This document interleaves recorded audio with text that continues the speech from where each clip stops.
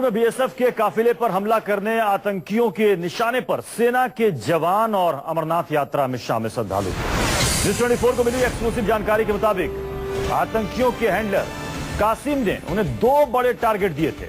लश्कर के कमांडर कासिम ने इन आतंकियों को सेना और अमरनाथ यात्रियों को निशाना बनाने को कहा था और कासिम ने ही उन्हें घुसपैठ करने में मदद की थी। कासिम ने घुसपैठ के बाद कश्मीर में उनके छुपने का इंतजाम भी किया। लश्कर का कमांडर कासिम अरसे से कश्मीर में सक्रिय रहा है। कासिम ने 2013 में श्रीनगर के हैदरपुरा में सुरक्षा ठिकानों को निशाना बनाया था और सूत्रों के मुताबिक कासिम ने आतंकियों को निर्देश दिए थे कि वे सेना या अमरनाथ यात्रियों से भरी बस को अगवा करें और बस में सवार सभी यात्रियों को लोगों को मार डालें।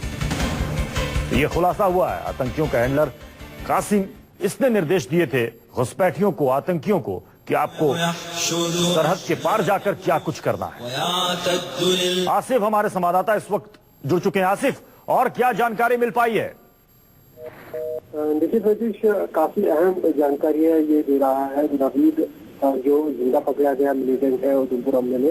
ये सबसे महत्वपूर्ण इसमें की बातें बताई है कि पाकिस्तान से घुसपैठ करने के बाद करीब 3 महीने तक ये यहाँ पे मौजूद रहा कश्मीर घाटी में और इस दौरान ये कासिम के अंडर में रहा, जो दक्षिणी कश्मीर में लश्कर का ऑपरेशनल चीफ है। उसी ने इसको इस दौरान अपने साथ रखा और इसी कासिम ने जो है इन दोनों मिलिटेंटों को हैंडल किया। ये इनका हैंडलर है और इसी ने इन्हें उधमपुर भेजा हमले के लिए। और जिस तरह का हमला खुद कासिम 2013 में श्रीनगर जम्मू राष्ट्रीय राजमार्ग में कर चुका है, वहां पर सेना की गाड़ी को निशाना बनाया, उसी प्रकार से कासिम ने इनको आदेश दिए थे कि ये या तो अमरनाथ यात्री से भरी गाड़ी या सेना या अन्य सुरक्षा बलों की गाड़ी पे हमला करे, उसके बाद गाड़ी में घुसकर सभी को वहां पे मार दे।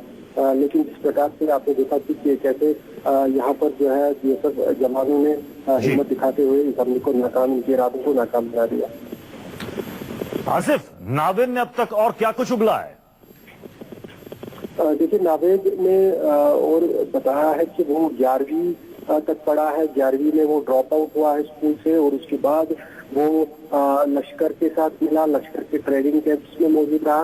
3 साल तक उसने खुलासा किया है वो लश्कर के साथ ट्रेनिंग कैंप्स में रहा, जिस दौरान उसे वीडियो दिखाए जाते थे एनकाउंटर्स के कश्मीर घाटी में और एक तरह से उसमें नफरत पैदा की जाती थी, जो उसने खुलासा किया कि वो नफरत करने लगा फिर भारतीय सेना से, फौज से, और उसी नफरत के चलते उसे फिर अंत में 6 महीने की ट्रेनिंग देके कश्मीर घाटी भेजा गया और यहाँ पर ये इस तरह के हमले के लिए तैयार किया। आसिफ, आप हमारे साथ बने रहें। तो उधमपुर में जिंदा गिरफ्तार किए गए आतंकी नवेद पर पाकिस्तान ने अपना पल्ला झाड़ दिया है। पाकिस्तान ने कहा है कि नवेद पाकिस्तानी नागरिक नहीं है। पाकिस्तान का कहना है कि भारत का दावा गलत है। पाकिस्तान पर दबाव बढ़ाने के लिए ऐसे दावे किए जा रहे हैं। पाकिस्तान की नेशनल डेटाबेस और रजिस्ट्रेशन अथॉरिटी ने कहा है कि नवेद उनका नागरिक नहीं है और यही एजेंसी पाकिस्तान के नागरिकों का रिकॉर्ड रखती है। लेकिन अब इसके हवाले से कहा जा रहा है कि नवेद नाम का कोई भी शख्स हमारा नागरिक नहीं है। तो पाकिस्तान एक बार फिर से पल्ला झाड़ रहा है। कसाब के वक्त भी शुरुआत में पाकिस्तान ने यही कहा था कि कसाब उसका नागरिक नहीं है, लेकिन बाद में पाकिस्तान ने माना कि हाँ, कसाब पाकिस्तान का नागरिक है। और इस बार भी जिंदा आतंकी पकड़ा गया है, जो कि खुद बता रहा है कि वो पाकिस्तान के फैसलाबाद का रहने वाला है। अपने पिता का भी नाम बताता है और ये भी वो बता रहा है कि कैसे लश्कर ने उसे आदेश दिया था कि तुम जाओ और जाकर वहां पर आतंक मचाओ। लेकिन पाकिस्तान फिर वही पुराना राग, ये जो पकड़ा गया आतंकी है ये हमारा नागरिक नहीं है। ये पाकिस्तान को बदनाम करने की कोशिश की जा रही है, ये पाकिस्तान की तरफ से कहा जा रहा है।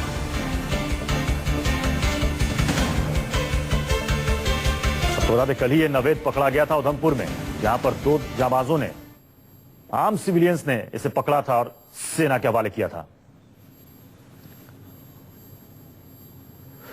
और हमारे साथ इस वक्त गुलाम अब्बास साहब, वरिष्ठ पत्रकार, इस वक्त पाकिस्तान से हमारे साथ जुड़ चुके हैं। गुलाम अब्बास साहब, नवेद खुद कह रहा है ये जिंदा आतंकी कि ये पाकिस्तान के फैसलाबाद का रहने वाला है, लेकिन पाकिस्तान एक बार फिर से वही पुराना राग अलाप रहा है कि ये हमारा नागरिक नहीं है।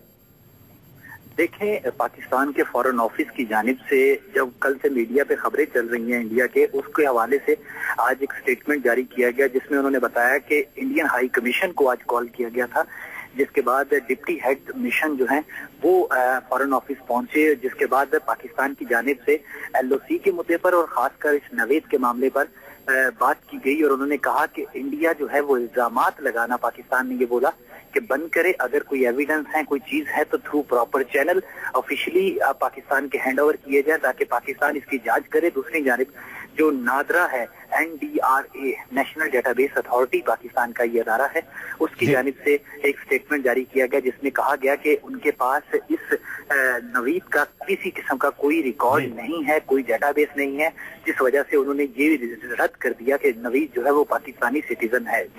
जी गुलाम साहब, हालांकि यही इसी तरीके से कसाब के समय भी पाकिस्तान ने शुरुआत में नहीं माना था कि वो पाकिस्तान का नागरिक है, लेकिन बाद में पाकिस्तान ने माना था।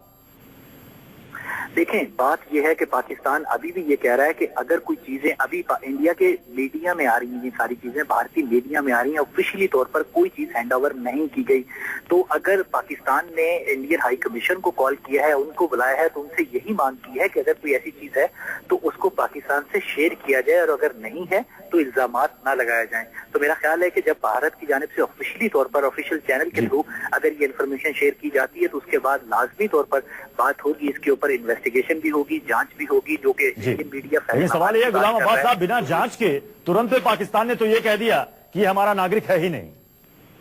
देखिए, मैं वो बताता हूँ आपको कि नेशनल डेटाबेस अथॉरिटी जो नादरा है, उनके पास जो ऑफिशियल रिकॉर्ड होता है, क्योंकि अभी तक ना तो उस जो टेररिस्ट पकड़ा गया उसके फिंगरप्रिंट्स पाकिस्तान के हैंडओवर किए गए हैं, ना किसी की अभी वो नाम और तस्वीर से सर्च किया गया है।